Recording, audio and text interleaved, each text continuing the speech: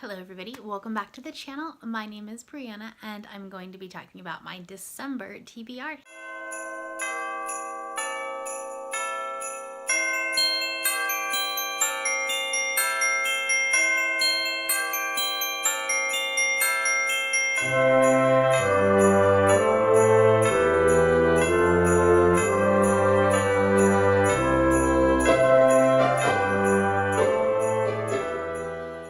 So, if you can believe it, this is December already. And that means that this is actually my 12th month on booktube because I started doing TBRs and kind of book related content in January, which is super exciting. So I'm gonna do some special things next month for that, like as my anniversary, I guess.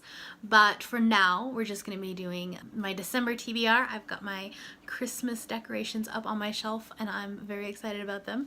So anyways, let's just get started with what I'm planning on reading next month. I don't have a ton of books, but they're big. So that's fun. I'm also participating in at least the 'Tis the Season-a-thon from Heather from Bookables and a whole bunch of other people. So I'm going to definitely be participating in that one. So those books will not be in this TBR. I'm going to do a separate video for that. You might have already seen it. I don't remember.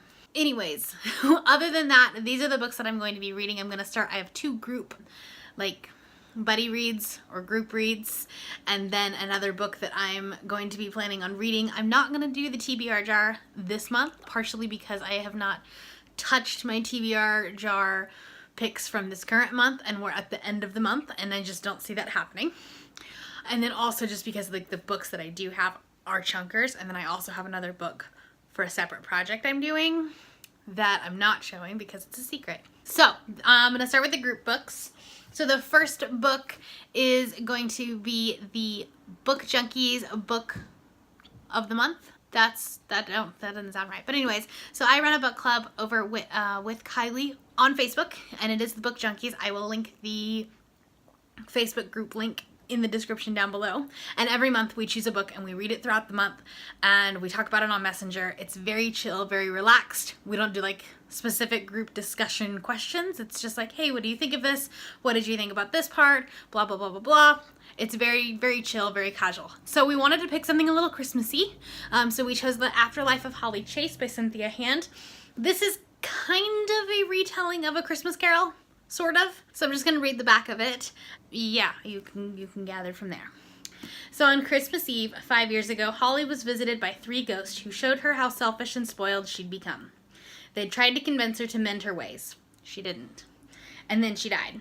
Now she's stuck working for the top secret company, Project Scrooge, as the latest ghost of Christmas past. So far, Holly's afterlife has been miserable. But this year's Scrooge is about to change everything. So yes, it's kind of a retelling of A Christmas Carol. The blurb on it says, a spunky modern take on A Christmas Carol. So I think it'll be fun. I love Christmas Carol. I love anything related to that. So I am excited to pick this one up and also to be talking about it with other people. The second buddy read that I'm going to be doing is with Sarah from Sarah's Nightstand, and I will link her channel in the description below as well. And you're gonna freak. It is World Without End by Ken Follett. So this is the book 2 in Pillars of the Earth trilogy. So I don't know why I'm doing this or why it's so crazy that in December, which is the busiest month of the year, I'm gonna pick up another 1,000-page book, and I think that I'm gonna read it in a month. If you've been around my channel for a long time, you do know that I took 4 months to read Pillars of the Earth. So we're hopefully gonna do it quicker than this one. I've been told that it goes faster, that there's more action in this one, so we'll see. So we're gonna be reading it throughout the entire month. So we're gonna start on December 2nd and finish on December 29th. So technically almost the entire month. That's for the 4 weeks. So it's roughly 250 pages a week. So, I mean, it's doable, and that's kind of why I'm not picking up a whole bunch of other books. So we shall see. I'll let you know at my wrap up if I did this. The reason why I decided I wanted to do this is because there was a Pop Sugar challenge for a bestseller from the year that you were born, or not from the year that you were born, from the year that you graduated high school. There we go. And this was a bestseller in 2007, which was when I graduated high school. And I honestly, like, I couldn't find another book that I really wanted to read on that list. And so I was like, well, maybe if I read it with somebody else or with other people, then maybe I'll get through it faster. So I will put the breakdown, the page breakdowns, as a pinned tweet on Twitter.